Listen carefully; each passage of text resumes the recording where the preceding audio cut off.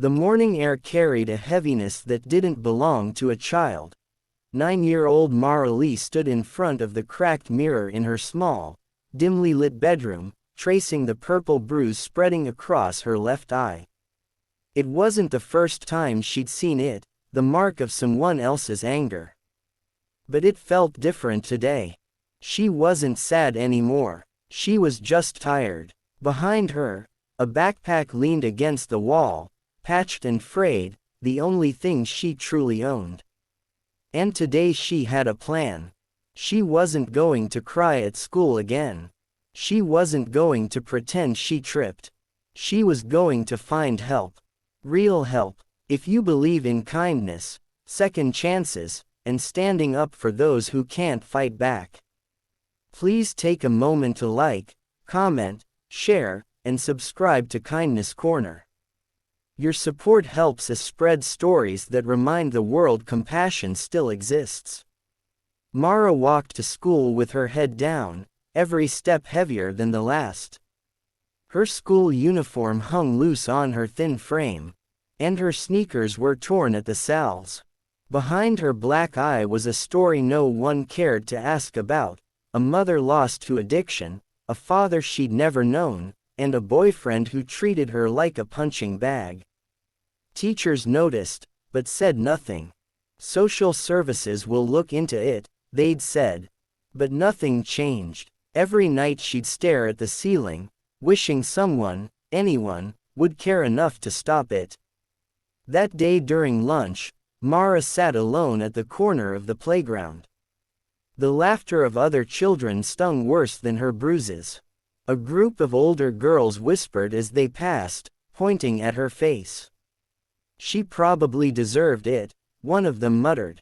Mara pressed her sleeve against her eye and pretended she didn't hear.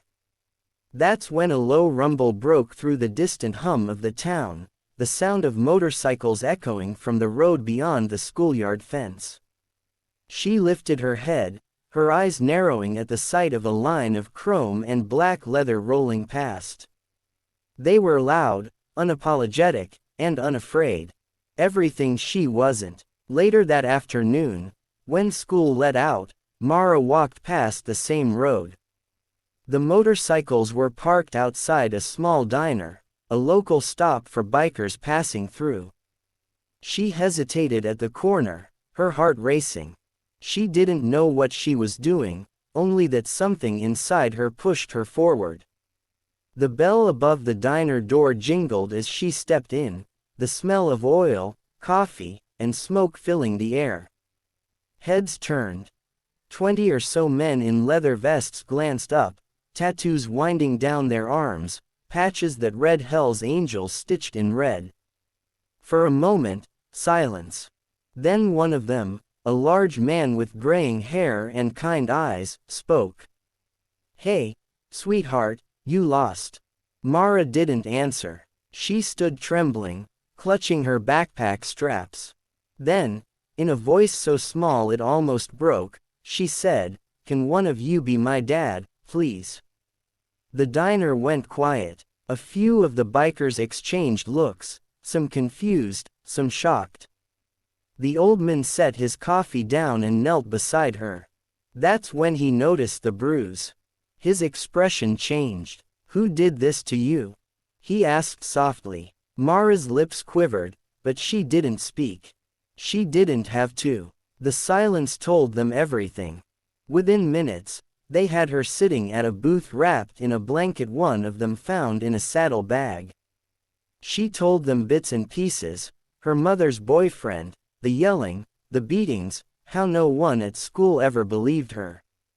They listened, all 27 of them, their tough exterior softening with each word. They weren't saints. They'd all made mistakes, but none of them could stomach the thought of a child growing up believing she was alone. That night, they didn't ride off. They called child protection, filed a report, and ensured Mara wouldn't go back to that house.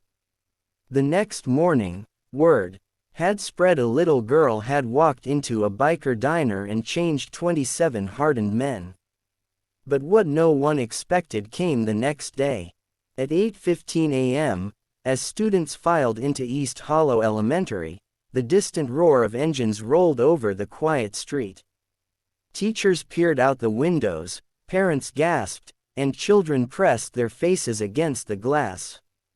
One by one, 27 Hell's Angels pulled up to the school gates, their jackets gleaming in the sun. The leader, the same men from the diner, stepped forward, holding Mara's backpack. When she saw them through the classroom window, she froze. Her heart thudded against her ribs. For the first time, someone had shown up for her. They didn't go inside. They didn't need to. Their message was clear. They stood there, silent, unmoving, like a wall between her and everything that had ever hurt her. The principal came running out, flustered, asking what they were doing. The leader smiled and said simply, "We're making sure she knows she's not alone anymore." That moment changed Mara forever. News of what happened spread like wildfire. Reporters arrived, stories were written, and people debated whether bikers should be at a school. But tomorrow, none of that mattered. For once, she wasn't invisible. For once, she was safe. That night, she was placed with a foster family recommended by one of the bikers, a family who had lost a daughter years ago and were eager to help another child heal. Years later, Mara would say the day was when her life began. She grew up, went to college, and started a nonprofit organization helping abused children find their voices. But she never forgot those 27 men. Every year, she'd receive a postcard from the leader signed, "Ride safe, little angel." If this story touched your heart, please like, share, and subscribe to Kindness Corner, because small acts of courage can spark the biggest waves of change.